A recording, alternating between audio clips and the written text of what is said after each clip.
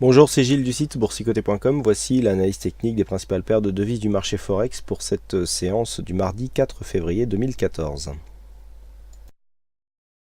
Nous commençons tout de suite par ce cross de devise euro-dollar, donc qui confirme son orientation baissière, puisqu'après ici une attaque, donc forte attaque ici sur la bolle inférieure, cassure d'un précédent point bas significatif, et bien les cours ici temporisent, donc on l'avait vu juste au-dessus du support d'un 34,76 avec un point bas un 34,77.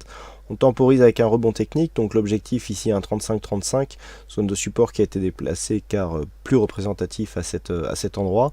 On vient ici donner un quasi-contact sur la moyenne mobile 20 exponentielle et puis on commence à infléchir le mouvement. Zone de support intermédiaire ici à 1,35 qui est aussi une zone psychologique. On est en train vraiment de confirmer l'orientation baissière et donc le mouvement sera totalement confirmé sur une cassure de ce point bas, donc des 1,3476. Donc pour l'instant les cours sont revenus. Du point de vue des indicateurs, on n'a pas une grosse dynamique haussière sur ce rebond technique, donc je dirais que ça ira dans le sens d'une continuité baissière. Et là on voit que les deux points hauts court terme ici sont déjà baissiers.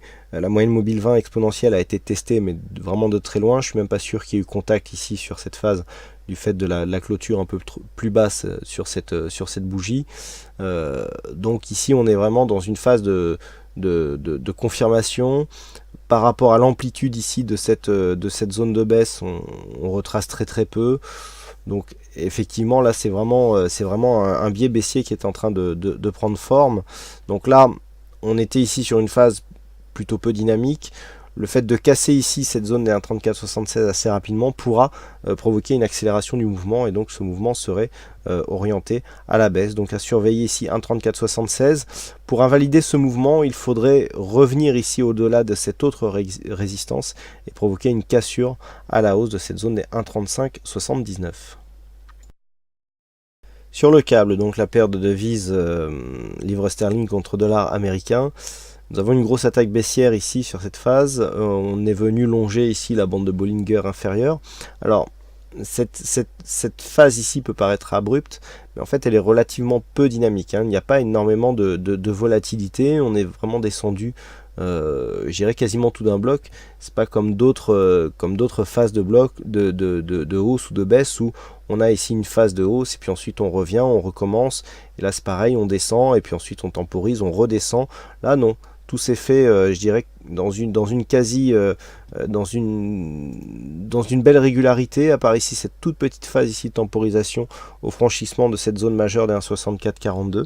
Mais vraiment, on est venu chercher ici un 62,56 qui était un support déjà identifié avant de marquer un rebond. Alors, on aurait pu attendre ici un rebond plus significatif sur cette zone des 1,6309. La facilité avec laquelle cette zone a été franchie, on dit long sur la pression qui reste donc bel et bien baissière sur ce cross de devises. Donc actuellement nous sommes dans une phase de rebond technique donc qui fait suite à une phase fortement survendue ici sur les oscillateurs et un retournement sur le MACD. On a quasiment ici testé cette zone des 1,6350.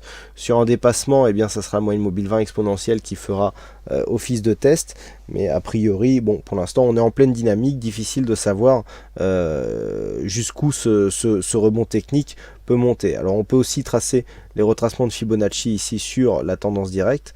Voilà ce que ça nous donne. Donc on voit ici que le test en fait correspond au retracement des 23,6% de Fibonacci. Certains diront que c'est un hasard, moi je ne pense pas. Donc ici on vient marquer un point bas. Retracement ici sur le 23,6, on temporise.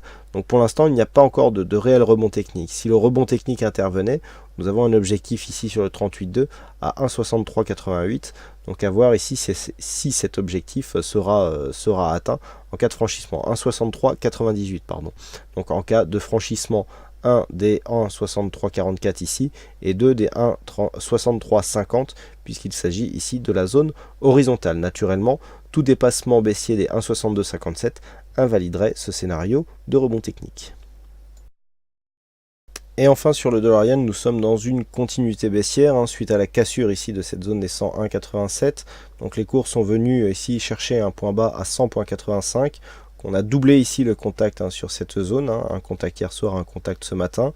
Petit retournement du MACD ici avec un contexte légèrement survendu. Et puis on marque ici un rebond technique. Alors sur ce setup, on est vraiment dans une continuité de tendance. on vient acter ici une continuité d'un mouvement baissier qui a démarré ici sur cette phase, avec notamment cette grosse attaque baissière ici, rebond technique. On est revenu chercher moyenne mobile 20 exponentielle et un support majeur qui a été cassé. On confirme ici, donc on confirme avec un contact ici, bol inférieur, moyenne mobile 20 exponentielle, donc tout le monde connaît un petit peu le setup. Donc là, point d'entrée pour partir à la baisse. Hop, on confirme avec nouveau point bas ici et rebond technique en direction de la moyenne mobile 20 exponentielle. Donc là, nous sommes dans une continuité de mouvement. Naturellement, pour ceux qui désirent rentrer dans cette tendance, il est toujours préférable de rentrer dès le début, si possible dès le début. Donc là, le premier point d'entrée viable était ici. Cette zone de retour ici sur moyenne mobile 20 exponentielle doublée ici par un test de cette zone de support majeur à 103,34.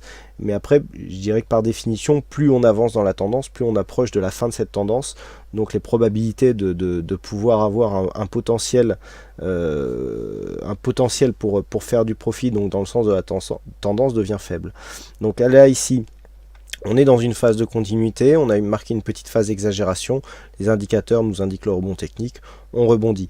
Donc le test ici se fera entre cette moyenne mobile 20 exponentielle et cette zone ici à 101,87 qui a été définie comme ancienne zone de point bas. Toujours bon de regarder ici ces anciennes zones si elles sont confirmées comme nouvelle zone de point haut. Donc si c'était le cas, si par exemple on restait ici bien capé sous cette moyenne mobile 20 exponentielle ou cette zone ici des 101,87 ou et bien sûr, les deux sont possibles, eh bien on sera dans un signal de continuité de tendance. Bien entendu, une cassure haussière d'une de ces zones ou des deux nous donnerait un premier signal d'affaiblissement de cette phase de baisse et il faudrait revenir ici au-dessus du plus haut de cette bougie à 102,94 pour invalider le mouvement baissier puisque nous aurions rupture d'un point haut significatif, même si ce point haut ici n'est que secondaire. Donc par contre, à la baisse, ici, toute cassure de ce dernier point bas qui se situe à 100,75 yens pour un dollar, eh bien, nous donnerait un signal de continuité baissière. Voilà ce que nous pouvons dire sur cette analyse technique des principales paires de devises du marché Forex. Il ne me reste plus qu'à vous souhaiter à toutes et à tous une bonne soirée.